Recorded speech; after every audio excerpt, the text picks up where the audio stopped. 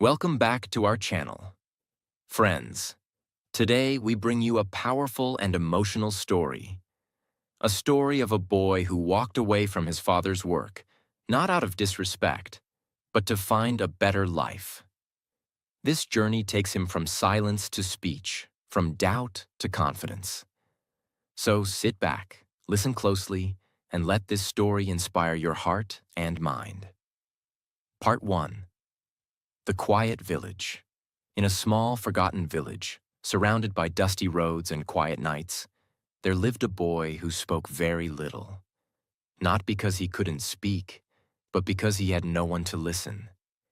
His name was Ryan. He came from a poor family.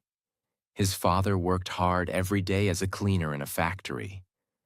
Their home was made of bricks, but their dreams were made of hope. Ryan had no expensive clothes, no smartphone, no internet.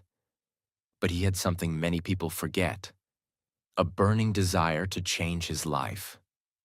This is the story of a boy who left behind everything he knew, to build a life he had only seen in dreams. This is not just his story. This could be your story too. The sun rose every day in the same way in Ryan's village. Slow, warm, silent. Ryan's house was small, with only 2 rooms. His father, Mr. Thomas, woke up at 5 a.m. every morning, picked up his broom, and left for the factory. He worked long hours and came back tired and quiet. Ryan was 15. He was smart, but quiet. At school, he never spoke much. He sat in the back row. Teachers rarely noticed him. He had no friends. Other boys talked about games, phones, movies, but Ryan talked only to himself. Not because he was shy, but because he felt nobody would understand his dreams. In the evenings, Ryan would sit under a tree with an old book he found in a garbage bin. The cover was torn, but the words inside made his heart beat faster. It was a book about how to succeed in life. He read lines like, "You are not where you start. You are where you go." Those words changed something inside him. At night, Ryan would lie on his bed and stare at the roof. He would think, "Why should I live like this forever? Why should I follow the same path as my father? Why can't I dream of something bigger?" He loved his father, but he didn't want the same life. He wanted more. He wanted freedom. He wanted purpose. He wanted a better life. But there was a problem. Ryan didn't know how to speak. Not his voice, but his confidence. He was afraid to speak in public, afraid of being laughed at. Every time he tried to share his thoughts, his heart beat fast and his mouth went dry. He felt trapped. One day, while helping his father clean a street, Ryan saw a boy standing near a school gate. That boy was his age, but he wore a tie, had a school bag, and spoke fluent English to a group of friends. Ryan looked at him from far, not with jealousy, but with a deep question in his heart. Why not me? That night he made a decision. He walked to his father and said in a low, shaky voice, "Dad, I want to leave. I want to go to the city. I want to build something. I don't want to stay here forever." His father didn't speak for a while. He looked tired, with lines of pain on his face. Then he said softly, "If you really want it, go. But remember, this world is not kind. You'll have to fight every day. You'll be alone. Can you do that?" Ryan's eyes filled with tears. "I'm already alone," he whispered. That was the day Ryan left his home with nothing but a small bag, a second-hand book, and a silent promise. "I will make my life count. I will learn to speak. I will not die unknown." And so began his journey, from silence to speech, from a village boy to a visionary man. Part 2. The City of Noise. Ryan had never seen so many people in one place. The city was loud, fast, and full of faces, faces that didn't care. Cars moved like they were chasing time. People walked quickly with phones in their hands and no smiles on their faces. Ryan stepped off the bus with a small bag and a big dream. He looked around. Buildings touched the sky. There were lights, noise, and signs in English, most of which he couldn't read. He had no plan, no relatives, no friends, only a piece of paper in his pocket with a name. Mr. Paul, Old Bookshop. It was a small lead. A teacher from his village had once told him that Mr. Paul might give him a small job or a place to stay. Ryan walked for hours asking strangers, showing the paper. Some ignored him. Some laughed at his clothes. Some gave wrong directions. His feet hurt. His stomach was empty. But his mind kept saying, "Don't give up. You've already left everything. You can't go back now." Finally, by evening, he found the shop. It was tiny, dusty, filled with old books stacked like mountains. An old man with glasses sat inside reading. Ryan walked in, nervous. "Sir, I'm Ryan. I came from the village. My teacher told me, maybe you could help." Mr. Paul looked up. He didn't smile. He studied Ryan's face carefully. "You read books?" Ryan nodded. "I try, sir. I want to learn. I want to speak. I want a better life." Mr. Paul stayed silent for a moment. Then he said, "I don't need help, but I do need someone to clean the shop. You'll get food and a place to sleep. No salary, but you can read any book you want. Interested?" Ryan smiled. For the first time that day, he smiled. "Yes, sir. Thank you." That night, Ryan slept on the floor of the bookshop. It was hard and cold, but he held a book in his hand. A book on public speaking. He began reading with a torchlight. The words danced in front of him. Confidence is not magic. It is practice. That line hit his heart. He whispered it to himself again and again. Confidence is not magic. It is practice. Confidence is not magic. It is practice. The next day, he woke up early and cleaned the entire shop. Then he sat in a corner and began reading, every single day. He underlined words, wrote new ones in a notebook, practiced pronunciation. But the biggest fear still remained. He could read English, but he could not speak it. Not in front of people. Mr. Paul noticed this. One day, he said, "Ryan, I want you to read this book aloud. Right here, every evening. Customers or no customers, you will read out loud. Use your voice." Ryan's heart beat faster. "But sir, my voice?" "Your voice will grow stronger, Ryan. But only if you give it a chance." Ryan nodded. That evening, he stood in the corner of the shop and began reading slowly. Today. Wait, we talk about fear?" He stuttered. He felt ashamed, but he didn't stop. Every evening, he read out loud. Mr. Paul listened quietly, never correcting, never laughing. One day, a customer smiled and said, "That boy is trying hard. He'll go far." Ryan heard that, and his eyes filled with silent tears. He was still afraid. But now he was afraid and still trying. And that made all the difference. Part 3. His first failure in public. Days turned into weeks. Ryan read aloud every evening in the bookshop, standing in a corner with trembling hands and a shaking voice. Slowly, his words became clearer. His voice grew steadier. But fear still lived in his chest. The fear of people, the fear of mistakes, the fear of being laughed at. Mr. Paul noticed Ryan's growth. One day, he walked up to him and said, "Ryan, there is a public speaking club that meets every Sunday evening near the park. I want you to go there this week. You don't have to speak, just listen. Watch. Learn." Ryan nodded. He was scared, but he went. That Sunday, Ryan sat quietly at the back of a small hall, watching young people stand up and speak with power, confidence, and perfect English. They told stories, gave speeches, laughed. Everyone clapped for them. Ryan looked at his own hands, rough, dirty. His shirt was old, his shoes torn. He felt out of place. But something in him whispered, "One day, you'll stand there too." He kept coming every Sunday, just listening, just learning. For 3 weeks, he didn't open his mouth. Then, in the fourth week, a man on the stage said something that changed everything.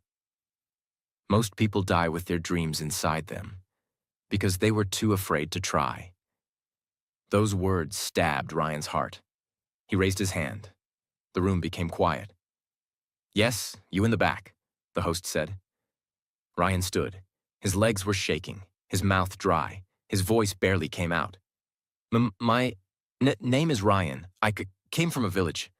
I'm learning to speak. I want to try." People stared.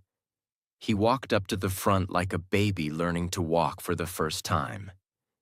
He held the mic with sweaty hands. Then he opened his notebook and began to read the small speech he had written. But something went wrong. His voice cracked. He forgot the next line. He froze. People began whispering. One person giggled. Another one looked at their phone. Ryan's heart broke. I'm sorry," he said, and ran out of the hall. Tears rolled down his face. He felt like a failure. He felt small. He felt like giving up. He didn't go back to the shop that night. Instead, he sat alone in the park under a streetlight and cried. Hours passed. Then he heard a familiar voice behind him. "Done crying?" It was Mr. Paul. Ryan looked up, surprised. "Sir, I failed. I made a fool of myself." Mr. Paul sat beside him. "No, Ryan, you didn't fail. You stood up, you tried. That's more than most people ever do. Failure is not falling. Failure is refusing to stand again." He placed a hand on Ryan's shoulder. "Now go to sleep. Tomorrow you start again." Ryan wiped his tears. "Yes, sir, I'll start again, and this time I won't run away." That night, something changed inside him. Not his fear, it was still there. But now he had made a promise to himself. No matter how many times I fall, I'll rise. One day I'll speak, and the world will listen. Part 4. Turning Pain into Power. Ryan woke up the next morning with swollen eyes and a tired body, but a stronger heart. He went back to the bookshop and got to work. He cleaned faster, read deeper, and this time, he didn't just read books. He studied great speakers. He watched their videos at a nearby internet cafe when he had a few coins. He wrote down their words. He copied their tone. He practiced every sentence in front of a mirror, over and over again. Every night before bed, he looked into the cracked mirror and said, "You are not weak. You are becoming strong. You are not silent. You are learning to speak. One day, people will stop to listen." He knew it wasn't just about learning English. It was about learning courage. It was about believing in himself, even when no one else did. It was about turning his pain into power. One day in the bookshop, a young woman walked into the shop looking lost. "Excuse me," she said. "Do you have any books about self-confidence?" Mr. Paul wasn't there. Ryan stood behind the counter. His hands shook a little, but he smiled. "Yes, I do. In fact, I read one last week. It changed me." He walked over, picked up a book, and handed it to her. "This one," he said. "It's simple, but powerful." The girl smiled back. "You speak well," she said. Ryan didn't know how to respond. It was the first time someone had complimented his speaking. "Thank you," he replied softly. "I'm learning." That small moment filled his heart with hope. That Sunday, Ryan went back to the public speaking club. His hands were still nervous, but this time, his voice had a purpose. When his name was called, he walked to the front, not fast, not slow, but with quiet confidence. He looked at the people and said, "Last time I stood here, I ran away in fear. But today, I came back. Not because I am fearless, but because I am tired of being afraid." The room went silent. Then he shared his story about the village, the bookshop, and the mirror. He didn't shout. He didn't speak perfect English, but he spoke with heart, with truth, with pain. And when he finished, there was silence again. Then someone clapped. Then another. Then the room stood up in applause. Ryan didn't cry this time. He simply smiled, the way only someone smiles when they have just taken back their power. That night, Ryan sat on the rooftop of the bookshop and looked up at the stars. "I'm not there yet," he whispered, "but I'm no longer where I started." He was no longer the silent boy. He was now a voice in the making. Part 5. The Life-Changing Opportunity. After his emotional speech at the public club, something unexpected happened. A man from the audience approached Ryan. He was tall, well-dressed, and spoke with confidence. "That was powerful," the man said. "You don't have perfect English, but your message was real. I'm Mark, a coach at a youth leadership camp. We teach communication, confidence, and character. I think you should apply." Ryan's heart raced. "But I have no money, sir." "It's free for selected students," Mr. Mark said. "We only take those who truly want to change their life." He handed Ryan a form. "The camp starts in 3 weeks. Think about it." That night, Ryan didn't sleep. He looked at the form over and over again. Leadership camp? Me? I'm just a bookshop boy with broken grammar and secondhand shoes. But deep down, a new voice spoke. "You're not just anything. You've already come far. Why stop now?" The big decision. Over the next few days, Ryan worked harder. He filled out the form, wrote a short letter, and sent it. Then he waited and waited. One evening, he received a phone call from an unknown number. "Hello? Is this Ryan?"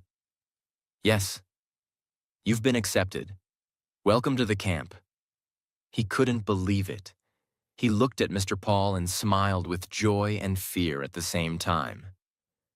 "Sir, I got in." Mr. Paul looked at him with proud eyes. "Good. Now go make something of yourself." But then came the twist. Ryan would have to leave the bookshop for 1 full month. No job, no food, no place to stay after that. It was a risk. He stood between 2 doors. Safety. Stay in the shop, read books, earn food, and live quietly. Growth. Leave everything, go to the camp, and take a step into the unknown. That night, Ryan sat alone on the rooftop again, talking to himself. "I didn't leave my village for safety. I left it to speak, to grow, to live a better life." He made up his mind. The next morning, he hugged Mr. Paul. "Thank you, sir, for the books, for the belief." Mr. Paul gave him a small notebook and said, "Use this. Write every lesson you learn. And remember, don't just speak with words. Speak with your life." The camp begins. The camp was nothing like Ryan had ever seen. Young people from cities, confident, stylish, fluent in English. They came from rich families. They had laptops, phones, and perfect accents. Ryan arrived with 1 pair of clothes, 1 notebook, and trembling hands. Some laughed at his shoes. Some looked at him with pity. But Ryan didn't care. He sat in front of every class. He asked questions. He stood up to speak, even when his voice shook. Every night, while others relaxed, Ryan practiced in the corner of the hall. One day, a coach pulled him aside. "You know, Ryan, you inspire more people than you think. You remind them that courage doesn't come from comfort. It comes from pain, from purpose." Ryan smiled. He didn't want to be the best speaker anymore. He wanted to be the real one. End of the camp. At the end of the camp, there was a competition. Everyone had to give a final speech. Ryan didn't plan a fancy talk. He walked up, held the mic, and said, "My name is Ryan.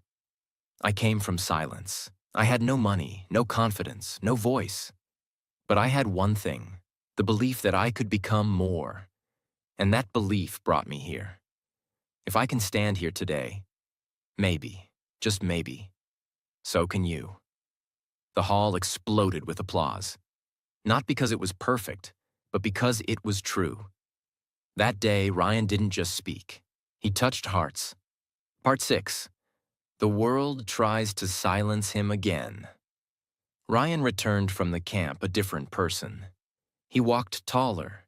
He spoke with calm strength. He had a notebook full of lessons, a heart full of courage, and a voice that no longer trembled. But life wasn't going to make it easy. He returned to the bookshop, hoping to thank Mr. Paul, but the doors were locked.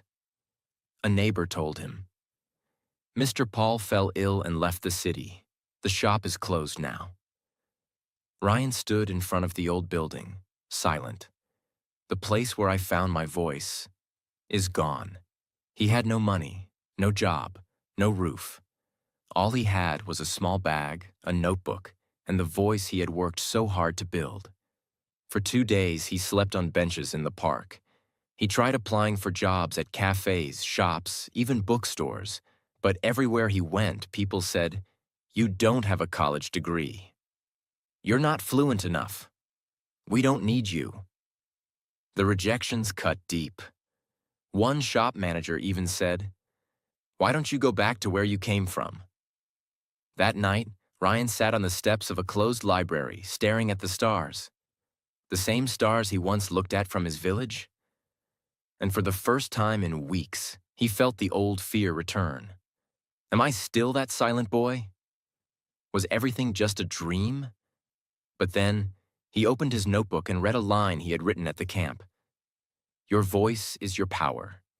Even if the world doesn't listen, speak anyway." Ryan stood up. He wiped his face and said, out loud, "I didn't come this far to be silent again." A new beginning. The next day, he took a bold step. He found a public park where people gathered every evening. He climbed onto a small platform where street performers usually stood, and he began to speak. Not to impress, not for money, but to inspire. "I'm not a professional. I don't wear a suit, but I have a voice, and I have a story. If you're feeling lost, if you feel like your dreams are too far away, listen to me." People started stopping. First 2, then 5, then a small crowd. Every evening he came back. Sometimes people laughed. Sometimes they listened. Sometimes they walked away. But Ryan kept showing up. And then, one evening, a young man from a digital news channel walked by and recorded him. He uploaded it online. The boy who speaks from the heart. Within days, the video went viral. Comments flooded in. "This boy is real. I cried watching this. Where can we hear more from him?" Within a week, Ryan was invited to a youth event as a guest speaker. He stood on a proper stage, with lights, mics, and a crowd of 500 people. And this time, he didn't just speak. He delivered his truth, his pain, his journey. And when he finished, the entire crowd stood up. Tears, applause, silence that meant respect. Ryan had done it. The world tried to silence him again, but he spoke louder than ever before. Part 7. The voice that moved the world. Months passed. Ryan was no longer the boy who sat in silence at the back of the class. He was now invited to speak at schools, events, and colleges. He had no degree, but people listened. He had no fame, but his voice touched lives. One day, a message arrived in his inbox. We are hosting the International Youth Leadership Summit. We would be honored to have you as our closing speaker. Ryan couldn't believe it. It was the biggest stage of his life. Audience, 2,000 people. Live stream, worldwide. Stage, huge. Lights, cameras, news channels. But just before the event, Ryan sat in a quiet room backstage and felt something he hadn't felt in a long time. Fear. His hands were shaking. His heart was beating fast. A thought crept into his mind. What if I mess up? What if I'm still that same boy from the village? What if they all laugh at me? He looked into the mirror, and for a moment, he didn't see the speaker. He saw the boy who once whispered under a tree, who once ran from the stage, who once cried on the steps of a library. But then, he smiled, because that boy wasn't gone. That boy had grown, and now he was ready. He stood up. He whispered the words he used to say every night. You are not silent. You are becoming strong. Your voice is your gift. Let the world hear it. The final speech. The stage was set. The hall was full. The host introduced him. Ladies and gentlemen, please welcome a young man whose voice rose from silence to inspire the world. Ryan. He walked up, slowly, calmly. The lights hit his face. The mic was waiting, and 2,000 eyes were watching. He took a deep breath and began. I was not born with confidence. I was not raised in a rich home. I come from a small village where silence was louder than speech. My father cleaned streets. I was afraid to speak in class. I had no books, no voice, no dream that anyone believed in. Except me. But here's what I've learned. Your background does not define your future. Your fear does not cancel your voice, and your silence can become strength if you decide to rise. The crowd was quiet. You could hear every breath. To those who feel unseen, to those who feel too small to matter, you do matter. Your voice matters. Even if the world ignores you, don't ignore yourself. He paused, then said his final words. I started as a boy who couldn't speak. Now I speak for those who can't. This is not just my story. This can be your story too. Silence. Then, applause. Then, a standing ovation. People stood. People clapped. Some cried. Ryan stepped off the stage, not as a boy, but as a man who found his purpose. Years later, Ryan became a mentor for young people. He built a learning center in his old village. The walls were simple, but the message written on the front gate said, Speak, even if your voice shakes. Because that's how Ryan's story began. With a voice that refused to stay silent. If this story touched your heart and made you think differently, don't forget to like this video and subscribe to our channel. It's the best way to stay with us on this beautiful journey of learning and growth.